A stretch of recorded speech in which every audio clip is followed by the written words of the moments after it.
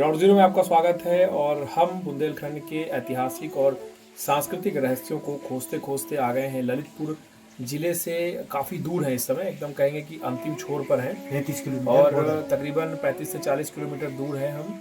और इस समय मुचकुंद गुफाएं हैं यहाँ पे, क्योंकि रछोड़ आश्रम से 3 से 3.5 किलोमीटर दूर है।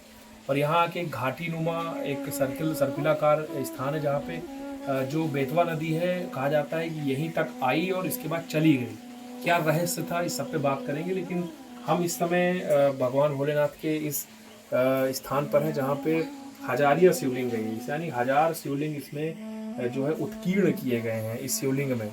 और ऐसे अद्भुत शिवलिंग बहुत कम बुंदेलखंड में मिलते हैं। मुझे तो लगता है कि अभी हमने आपको पंचमुखी, दो मुखी, कई ऐसी चीज़ें शिवलिंग से जुड़ी थी जो दिखाई, चित्रकूट से लेके देवगढ़ में गए वहाँ पे भी दिखाया आपको। लेकिन ये यूनिक है। और ये जो हजारिया शिवलिंग है, और यहाँ पे मुचकुंद जो ऋषि थे, तपस्वी थे, उनकी यहाँ पे प्रतिमा भी चट्टान में उत्कीर्ण है। हमारे साथ गुरुदेव हैं जो कि रछोड़ आश्रम के कह सकते हैं कि संयोजक भी हैं। पूरा देखते हैं कार्यभार। गुरु जी, क्या महत्व है हजारिया शिवलिंग का और इस मुचकुंद की गुफाओं का? मुचकुंद गुफा रणछोड़ जी से जुड़ा हुआ है। महाराज मुचकुंद मानधाता के पुत्र थे। हम कथा प्रारंभ करेंगे इसमें श्रीमद् भागवत में 51, 52, 53वें अध्याय में आई। जरासंध की 2 पुत्रियां थीं, दोनों कंस को बिहाई थी।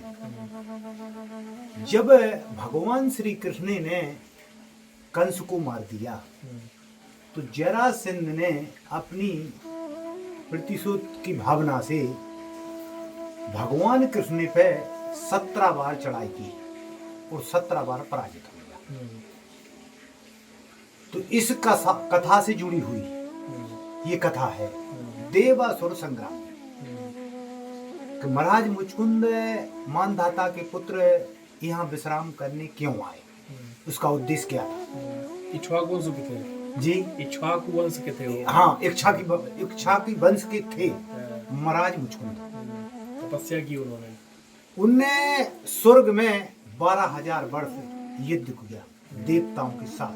देवासुर संग्राम से जुड़ी हुई कथा है। अब आप किस कथा की ओर ले चल रहा है? मुचकुंद में जो हजारिया शिवलिंग है, ये जो गुफाएं हैं, ये क्यों फेमस है?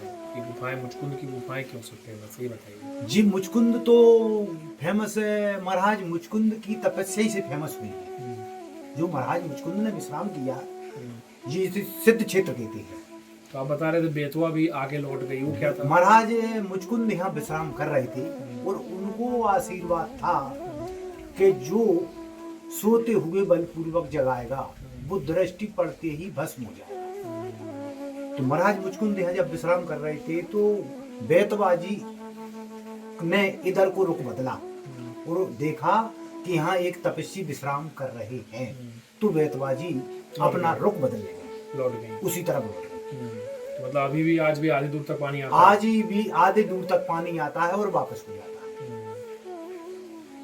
महाराज मुचकुंद से ये गुफाएं फेमस हुई है जी। उन्हीं के नाम पे, उन्हीं के नाम से, महाराज मुचकुंद के नाम से चलती है। आपने ऐसा शिवलिंग कहीं देखा है? नहीं, ऐसा बुंदेलखंड में हमने शिवलिंग, या तो आप देखेंगे इस शिवलिंग को उसे क्या बोलते हैं, इसे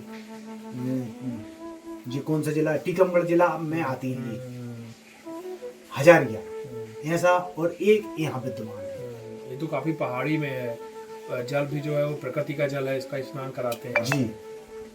तो ये हजारिया शिवलिंग है। आप अगर ललितपुर आते हैं तो आप देवगढ़ के भी दर्शन कर सकते हैं, जैन मंदिरों के, दशावतार मंदिर के। इसके बाद वहाँ से कुछ दूरी पर जब देवगढ़ से निकलेंगे ललितपुर की तरफ, तो आपको टर्न करना पड़ेगा और रछोड़ आश्रम के लिए भी, और यहीं मुचकुंद की गुफाएँ भी हैं। थोड़ा सा टफ है, दुर्गम है, लेकिन बहुत अच्छी यात्रा है। हमारी अभी तक की यात्रा बहुत अच्छी रही है। और ये है बुंदेलखंड का वो रहस्यमय इतिहास जो लिखा नहीं गया, बताया नहीं गया, छिपाया गया। लेकिन आज भी ये अबूझ पहेली ऐसे रहस्य से जोड़ती है जिसमें हमें कह सकते हैं कि हमारी जो सनातन संस्कृति है, हमारा जो धर्म है, वेद है, पुराण है, वो सभी हमें जो है सही रास्ते पर ले जा सकते हैं। और वो सारे जो कह सकते हैं कि निशान हैं वो यहाँ मौजूद हैं। ग्राउंड ज़ीरो के लिए मुचकुंद की गुफाओं से है मुजम्मद की।